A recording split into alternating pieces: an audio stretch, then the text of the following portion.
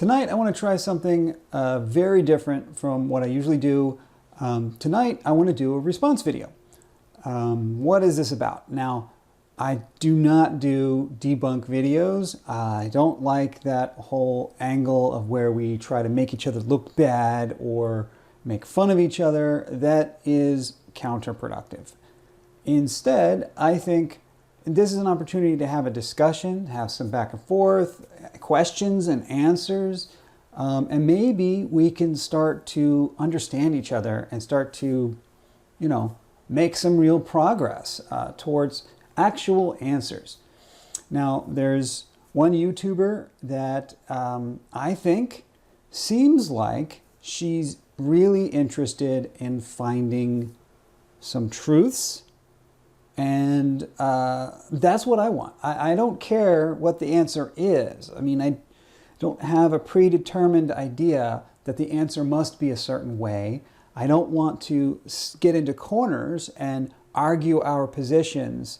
Instead, I want to, maybe we're starting from different places, but I want to see if we can come together and find what reality really is.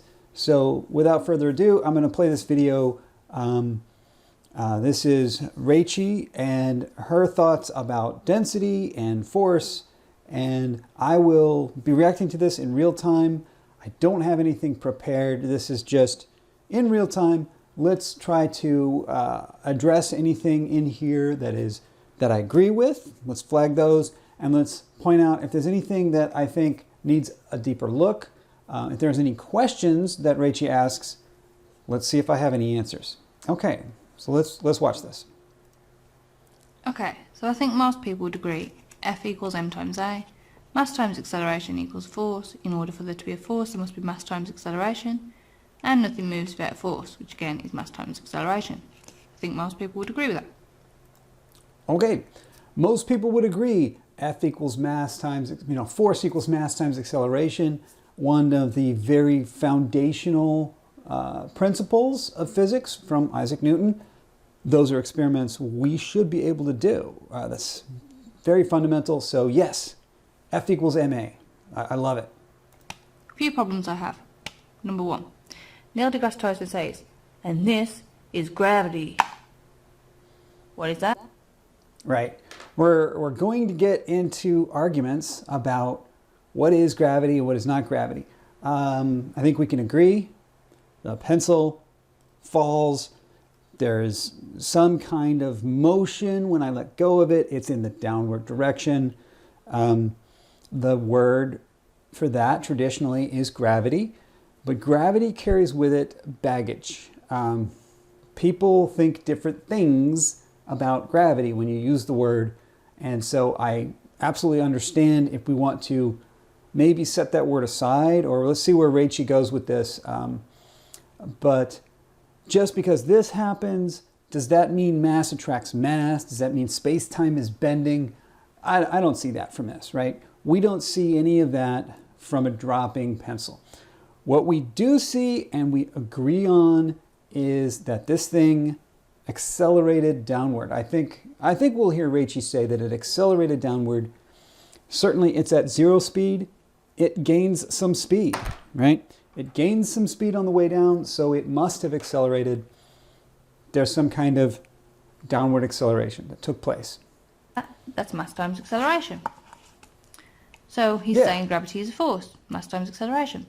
Einstein says gravity is not a force. Therefore, Einstein is saying gravity is not mass times acceleration. Gravity is not a force, not mass times acceleration.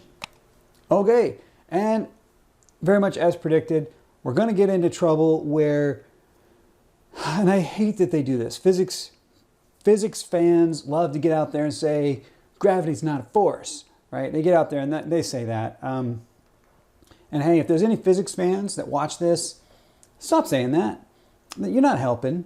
You're not helping. I have a whole soapbox about that, but that's for another story.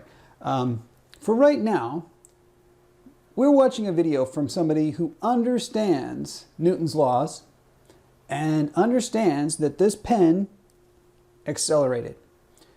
And she wants to see the force. F equals ma. Where's the force? The force is gravity. That's understandable. And then you go and you hit them with, there's not a force. That is a long, high-level discussion for grad students and philosophers. That's not going to help people figure out what's going on here, right? For Rachie in particular, the fact that some physics fan says that was not a force doesn't mean it didn't accelerate downward, right? It did. You saw it, I saw it, they saw it, we all saw it. It accelerates downward, and going with F equals ma, that means there was an evident force. We saw a force. Einstein did not say pens don't drop, right? We all know the pens go down. Newton said they do. Aristotle said they do. Einstein said they do. Anything that Einstein ever said does not in any way say that pens don't fall. We all know that pens fall, okay? Okay.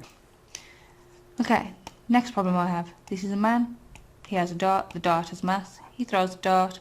The dart now has mass and acceleration, so therefore there's force. The dart hits the dartboard, it stops. One of Newton's laws says an object will remain in motion unless acted upon by a force. So an object will remain in motion unless acted upon by a force. That must mean that there's a force here. In order for there to be a force, there must be mass times acceleration. There's no mass times acceleration here. There's mass here, but there's no acceleration here. Therefore, there's no force here. Hold on. The dart was moving. Now the dart has stopped. That means there was an acceleration. There was a change in velocity. Acceleration is just changing velocity. If the dart was moving and now it's not moving, the dart must have changed its velocity. There must have been an acceleration. There must have been a force. I'm a little confused by the idea that it doesn't accelerate. This is something we should talk about deeper. I should be able to ask you follow-up questions, and that's what this is really about. Why do you say there's no acceleration? I could try to speed things along by making a guess. I guess that you imagine the dart was moving and then it instantly stopped on impact with the board. But slow motion video will show that's not the case. The dart slows down very rapidly as the tip of the dart penetrates the cork. A rapid deceleration or a rapid acceleration. This is not instantaneous. It's an acceleration. And so there must be a force exerted by the board upon the dart in order to slow its motion. We could measure that, right? We could set that up with some scales and things and throw things at scales and see if the weight registers on the scale when there's the impact with the dart. I think you'll find there is, right? If something impacts, we know that it tends to get pushed, and that's a force. So there is a force there. There is an acceleration there. Please come on back and explain to me if I was wrong about why you thought that. Why did you think maybe there was no acceleration there? Or I don't know. Let's hear from you on that. But Newton's law says an object will remain in motion unless acted upon by a force. Well, this didn't remain in motion, and there can't be a force, because if F equals m times a, there's no acceleration here, therefore there's no force here. Again, there was an acceleration. Very clear, very, very clear. Acceleration is the change in velocity. The velocity of the dart has changed. There was, just by the definition, an acceleration. And it did not remain in motion. Okay, now people say density is not a vector, so obviously I'm going to try and prove that it is a vector. So okay, that'll be interesting. I came across videos which are showing me like the change in position, velocity, acceleration. And I came across one video which says that displacement is a vector. Displacement So is a vector. displacement is the position final minus the position initial. or the change in position, which is the position final minus the position initial. So obviously I did Riley's experiment, and obviously the position final would be here minus position initial, which would be down here. That is your vector, that is your displacement, and displacement is a vector. We know that we're changing the density, we changed it from here to here. Therefore it has a vector because the position changed, there was a change in position, so there's a vector. By changing the density there is a vector because it moved. Okay, hold on there.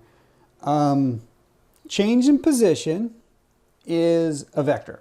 Yes, changing position, definitely a vector. But you were pretty hand-wavy about how that meant density was a vector. Density is mass divided by volume. Mass is not a vector. Volume is not a vector. So from a mathematical point of view, I don't see how density became a vector. Now, you pointed out that changing the density changed the position of the egg, and I absolutely agree. This is a really cool experiment, by the way. It's really good. People want to make fun of it, but it's a good experiment. And what it showed was that changing the density of the medium changed the buoyancy of the egg. That's absolutely correct. Don't let anybody tell you it isn't. That's absolutely, it happened. We all saw it, right? So does that mean density is a vector? No, it does not mean that. It means changing the density caused the egg to become buoyant, which is literally what that means, right? Changing the density affected the buoyancy of the egg. Yes, that doesn't make density a vector, right? You're going to need to explain that in much greater detail. I think, now again, this is where I'm going to need you to respond. I think maybe it goes like this. It goes like the egg goes up and down, and the up and down is definitely a direction. That direction was caused by the density change. The density, therefore, has an innate direction to it. I think that's the logic, and that's not terrible logic. That's a decent hypothesis. We could stick a pin in that. We could call that a hypothesis, and we can test for that. So let me propose that is a point we do not agree on, right? I say that density is absolutely not a vector. You say that you think maybe density has an inherent direction to it. I'm putting words in your mouth here, right? So please do respond with specifics to correct me. Do you think that maybe density has an inherent direction to it? I would propose we do experiments to determine if that hypothesis is correct or not. Let me see if I can come up with an analogy. Right. I can drive my car. I'm going to drive my car from here down the street. That's a displacement. That's a direction and a magnitude. That's a vector. What made that happen? I'm going to say gasoline made that happen. The gasoline in my car caused the car to displace. Now, I don't think we can honestly argue that that's not true. If you take the gasoline out, it's not going to happen, right? There are many other factors that went together with that gasoline to make that happen. And I think we'll also agree that gasoline does not have an inherent direction to it. Gasoline is not a vector. My application of force to the steering wheel may have influenced the direction the car ended up going, right? I think that's obvious. We all get that.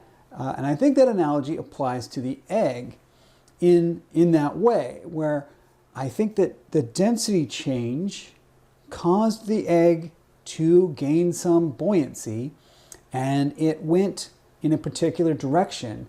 But I think there's something else, kind of like the steering wheel of the car, there's something else going on that is providing that direction. The directional guidance, the steering wheel for the egg, is somewhere here.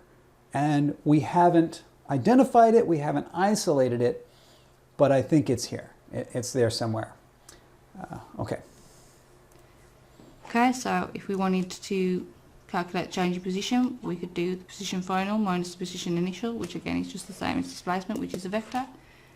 If we wanted to find the velocity, we could do the change in position divided by the change in time, and that would give you meters per second. If we wanted to find the acceleration, we could do the change in velocity divided by the change in time, and that will give you meters per second squared. So that will give you an acceleration. Hey, yeah, kudos right there. Yeah, absolutely. I agree completely. It was in my slides. I'm probably just going to edit that out now because I see we already agree. That's acceleration. Does bring me back to the dartboard and why the dartboard does not have acceleration when clearly it has a delta V, it has a delta T. So I think it's got an acceleration. So obviously I did Riley's experiment, as I said. Worked out all the masses, took away the container mass, did the volumes, found out all the volumes and things, added it all up. Did what I needed to do. Focus, but... Then I used density equals mass divided by volume. Good. And the density. Obviously I found out that the egg was more dense than the water, but less dense than the salt water. So that's why it sank in water, but rose in salt water. Because of the density of the medium change. So then I came up with the equation again for... There you go. I love it. Hey, that's the same equation I'm using. I put it the other way, but this is fine. This is great. I love seeing that. Excellent. Of the vector. So the density of the medium minus the density of the object. If it's a negative number, it will fall. If it's a positive number, it will rise. So again, this gives you your vector because it tells you whether it will rise or fall. Very, very, very good. Good insight, good thinking, good experimental technique. When Sleeping Warrior does his version, I've only ever heard him talk about his relative density as dm divided by do, or do divided by dm, and that doesn't work. But what does work is subtracting them. What you are doing, dm minus do, will correctly predict not only whether something goes up or down, but how fast it does. And that's something you're about to get into, I think, right here. As well as the displacement, which 100% is a vector. 9.81 meters per second squared, I believe that could be a constant in a vacuum. Possible factors that interfere with this rate. Surface area, obviously for any resistance, example air resistance. Pressure, volume and medium, I believe these could all be factors that interfere with the rate of fall. Okay, good stuff. We've heard 9.8 meters per second, 9.81 maybe. Is it a constant? Is it not a constant? That is an important question we're going to have to address. You mentioned that that's only good for a vacuum, and you have very nicely identified some of the important parameters that we should try to eliminate as whether they have anything to do with this. I believe the 9.81 meters per second squared is constant, like the other 26 constants that there is. I believe that doesn't change. So any evidence of the 9.81 meters per second squared rate, obviously I've not seen no visual video evidence of this. If anybody has that would be great, because I haven't actually seen this be calculated like with video evidence that actually shows the rate of fall, showing things falling and calculating. Okay, that's a good question. Is there any video evidence of that? I don't know. Let's see here. Measure rate of falling. I don't know. Okay, let's see if we can find, here's one. Oh, I like this one a lot. So I would take a look at this video. But we'll come back to that because they're going to look at a lot of the things you're interested in. Actually, this is a really good one. You can see I've already watched it. This one, they compare different objects based on size, density. I think those are the major factors. They're doing it in air, but they check different sizes and different densities. They're all roughly round. Some of them, they're different shapes too. They drop like lemons and watermelons. So yeah, you should check that out and see what they did. But here's a really simple measuring G by dropping an object, and let's just look at it. Here we go. What does he do? I'll turn the audio off. What does he do? He just comes in here and drops. He's got a yardstick in the frame specifically to give things scale, so that he can now make a connection between how many pixels is how many meters, right? And then he drops the thing. And he goes in using a little, like a video editing tool, basically. And he goes frame by frame through the video that he took and plots the points and sees how much displacement there is. From that displacement, we get a velocity. From the change in velocity, we get an acceleration. And he measures it. So what did he get? And you could do this yourself. And here's the plot that he made. I don't know, what did he get? What did he get? What did he get? Is the answer in here somewhere? I mean, obviously he gets an answer at some point. Ah, here we go. There's the slope. This is G, which is, is he going to say? I don't think I ever finished this video to see. Ah, there we are. Bink. Right there at the bottom here, he has measured 9.769, and that is his experimentally measured G acceleration. So, and this is even kind of nice. He's got error bars on here, so you can see that it's plus or minus 0.187. So, is that measured to within the tolerance of what you expected with the 9.81? Yeah, check that out. See if it is. Yeah, and this is something you absolutely can do yourself. It is this simple. Now, there is air resistance involved, but, you know, I've studied aerodynamics. The air resistance increases roughly with the square of velocity. So if your velocity is small, your air resistance is also small. So until that ball gets going, the resistance can be considered fairly small. So if you do it over a short distance, like this gentleman is doing here, you'll see a nice steady acceleration. And if you go over a longer distance, like the other video I was showing here, and do please check this one out, a longer distance, you'll see that it starts off with an acceleration, and then the acceleration tapers off as it slows down, because the increasing air resistance starts to slow the advance, and then it'll settle into a constant speed at what we call the terminal velocity. Okay, so that's that. You know, video evidence for how to do that. Please, yeah, I mean, that's just what I did. It's not in a vacuum. Does it have to be in a vacuum? If you insist it must be in a vacuum, that's going to severely limit the number of experiments that people can do with it. There is, of course, the Brian Greene video that I think everyone has probably seen at this point. You should be able to use that one, I would think. Other than that, I would respectfully suggest that requiring that it be in a vacuum is extremely limiting. It means someone has a very tall vacuum tube.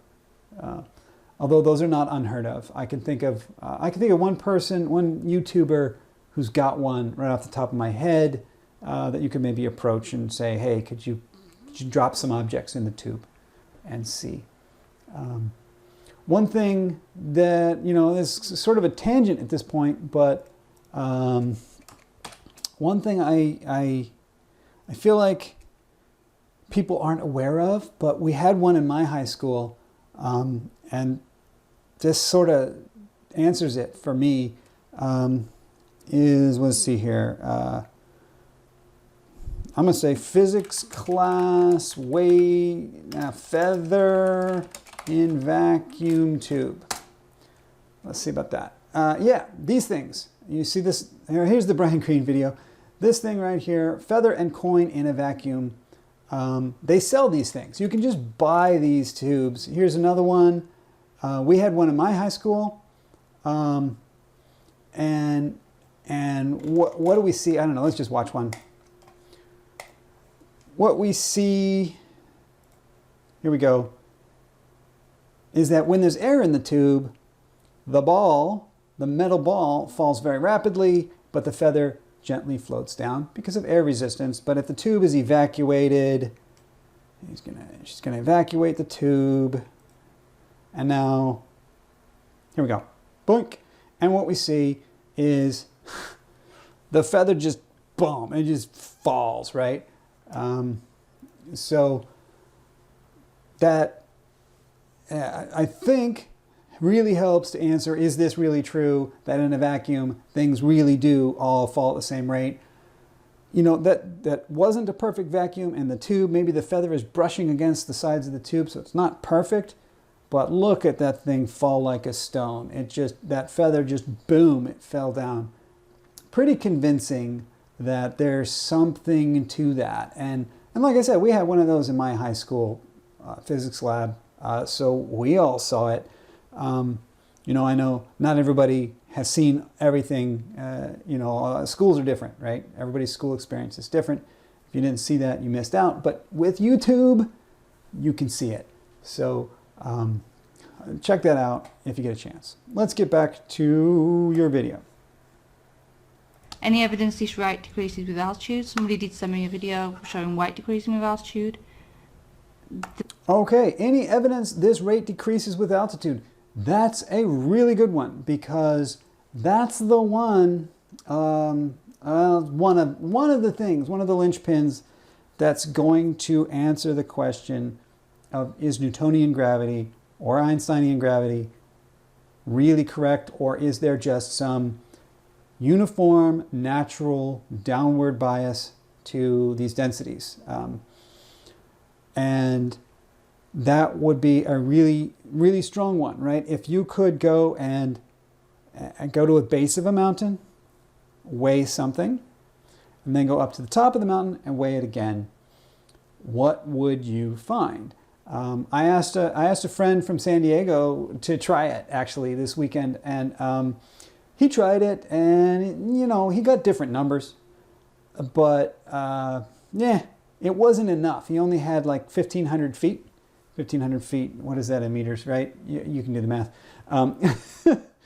He only had 1,500 feet, which only, for his 50 gram weight, only comes down to like one 1/100th of a gram, less than 1/100th of a gram. And his scale just isn't that precise. So the amount of wiggle just on the scale is more than that. And so you can't really rely on those numbers. So I don't even want to bother showing those to you. But, I mean, I live here in Southern California, and we have mountains, right? We have some mountains. Right up the road from me is Mount Wilson, which is 5,700 feet, right?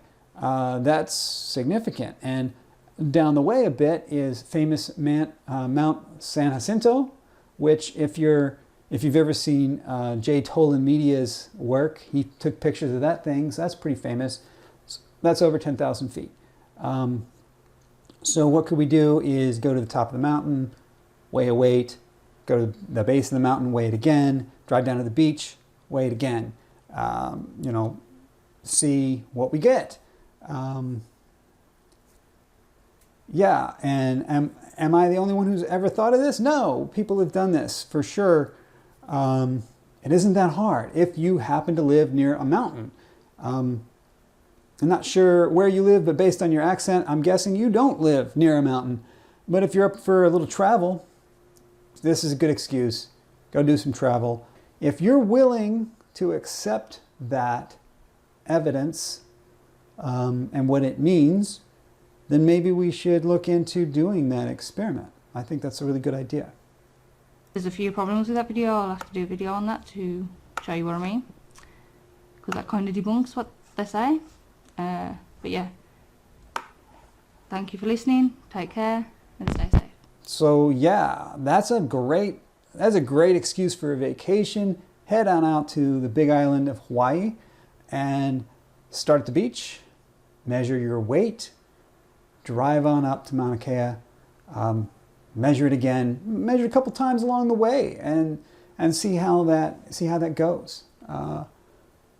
It's totally doable. We can totally do that, and you know, it's an excuse to have a fantastic vacation. Looking forward to hearing back from you. I'd love to do this live and have discussions where we could ask these kinds of questions and have these discussions respectfully and, you know, with a back and forth with open minds. I think you know that I am open to the idea that there's something in nature that pulls heavy objects down, and that the relative density, defined as you have with the subtraction, determines how hard the pull is. So you know that I agree the density comparison between the medium and the weight has everything to do with this. This is absolutely the key, that if you are heavier than the medium you're in, you're going to go down. If you're lighter than the medium you're in, you're going to go up. If you're the same, you'll be neutrally buoyant. You'll equalize. What I am saying now with my latest video and with this response video is that the density can't do that by itself. And that is my hypothesis. I'm willing to put it to the test. I think you've presented a hypothesis that that is just natural density and there is nothing else to it. I think there's another thing to it. Okay, and so we should put that to the test, right? I think there's another thing to it.